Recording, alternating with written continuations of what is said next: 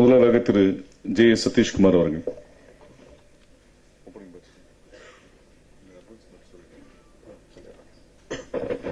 அனைவருக்கும் வணக்கம்.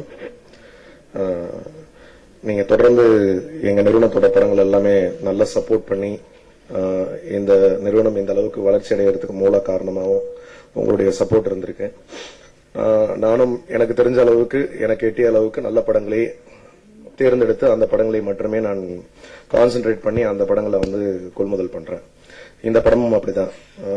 நான் முன்னதே காலில் சொன்ன மாதிரி ஜிவி பிரகாஷ் ரொம்ப நாளா ஃபாலோ பண்ணி இந்த படத்தை பத்தி கேள்விப்பட்டு இந்த படம் கட்டாயம் ரெடியானவன வேற யாருக்கும் கொடுக்காதீங்க, முதல்ல எனக்கு காட்டுங்கன்னு சொல்லி அவர்கிட்ட பல முறை ஃபாலோ பண்ணி காப்பி ரெடியானவன எனக்கு அதே மாதிரி அவரும் போட்டு காமிச்சார்.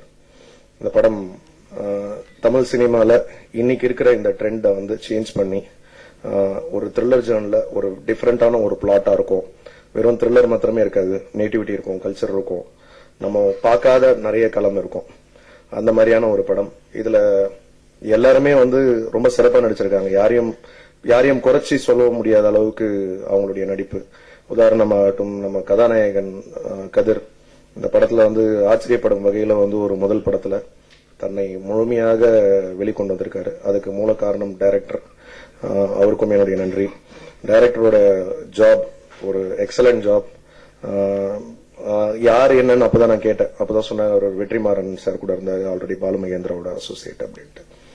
அது எல்லாம் நிச்சயமாக அந்த பெயருக்கு மேலதான் அவருடைய பேர் நிச்சயமா வரும். இந்த வருஷத்துல அவர் நமக்கு கிடைச்ச ஒரு மிகப்பெரிய ஒரு டைரக்டரா இருப்பாரு. அதே வகையில விஜய் அம்மா கேரக்டர் ஆகட்டும், அக்கா கேரக்டர் ஆகட்டும், எந்த கேரக்டரா இருந்தாலும் இனிமே விஜய் அப்படின்னு சொல்லக்கூடிய அளவுக்கு அவங்களுடைய பர்ஃபார்மன்ஸ் ஆல்ரெடி அவங்க ஆரோவணம் படம் நான் பண்ணியிருக்கேன். அவங்களுடைய நடிப்பு தீனிக்கு இது ஒரு சரியான படமா இருக்கும்.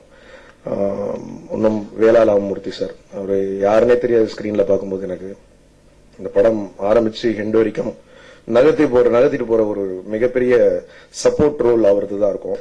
அவருடைய அந்த கேரக்டர் நிச்சயம் பேசப்படும். டெஃபினட்டா அவருக்குன்னு ஒரு தனி இடம் இண்டஸ்ட்ரியில உண்டு. மியூசிக் டைரக்டர் ரகுநந்தனை பத்தி சொல்லணும்னா, இந்த ஆர்ஆர் அவருடைய படங்கள் எல்லாமே நல்லா இருக்கும். இந்த படத்துல எஸ்பெஷலி அவருடைய ஆர்ஆர் ஜாப் ரொம்ப ஃபேண்டாஸ்டிக்கா இருந்தது. சாங்ஸ் நல்ல ஸ்கோரா இருந்தது. It was really fabulous and fantastic.